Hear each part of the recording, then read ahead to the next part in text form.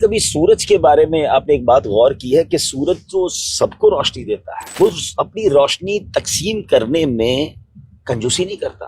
پہاڑوں کو بھی روشنی دیتا ہے، باغات کو بھی روشنی دیتا ہے، سمندر کو بھی روشنی دیتا ہے، آبادیوں کو بھی روشنی دیتا ہے، بلکہ اللہ کے ماننے والوں کو بھی روشنی دیتا ہے، جو نافرمان ہے اس کو بھی روشنی دیتا ہے. لیکن جب ہماری کھڑکی بند ہوتی ہے تو ہم اس روشنی کو خود اندر آنے سے روک لیتے ہیں. لیکن اس میں سورج کی تو کوئی کمزوری نہیں نا، سورج کی سخاوت میں تو کوئی کمی نہیں. ہم دروازہ بند کر کے، ہم کھڑکی بند کر کے بعض اوقات اس روشنی سے اپنے آپ کو محروم کر لیتے ہیں.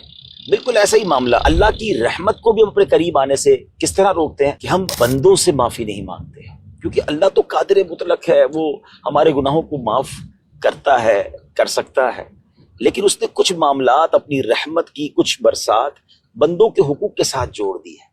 وہ چاہے تو ہمارے سارے گناہ معاف کر سکتا ہے، لیکن اگر کوئی بندہ کسی بندے کی حق تلف کرتا ہے نا، تو جب تک بندہ نہ معاف کرے رب بھی معاف نہیں کرتا. ہم کبھی کبھی اکیلے میں اللہ کی بارگاہ میں آنسو بہاتے ہیں، لیکن جس بندے کا دل دکھایا ہوتا ہے، جس کے ساتھ زیادتی کی ہوتی ہے، اس سے معافی نہیں مانگتے. یقین جانیے اللہ کی بارگاہ میں معافی کے ساتھ ساتھ ان بندوں سے بھی معافی مانگیے جن کا دل دکھایا ہے، جن کے ساتھ زیادتی کر لی ہے، جن کا کوئی حق دبا لیا ہے، کیونکہ جب تک وہ معاف نہیں کریں گے اللہ بھی معاف نہیں فرمائے گا. اور ہاں، معافی مانگنے سے عزت کم نہیں ہوتی. ہاں، یہ وہ عاجزی ہے کہ اللہ کی بارگاہ میں بندہ اور ترقی پا جاتا ہے. جو بندوں کے سامنے معافی مانگ کے گرتا ہے نا، اللہ اسے اور بلندی عطا فرماتا ہے.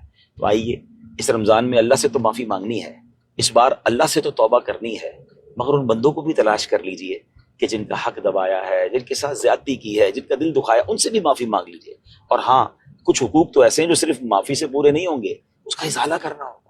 اگر آپ نے کسی کے پیسے دبائے ہیں تو پیسے واپس کرنے ہوں گے نا. ایسی چیز جو واپس دینے والی ہے وہ واپس دیجئے، توبہ کیجئے، معافی مانگیے، اور اللہ کی رحمت کے نور کو اپنے دل کی طرف آنے دیجئے.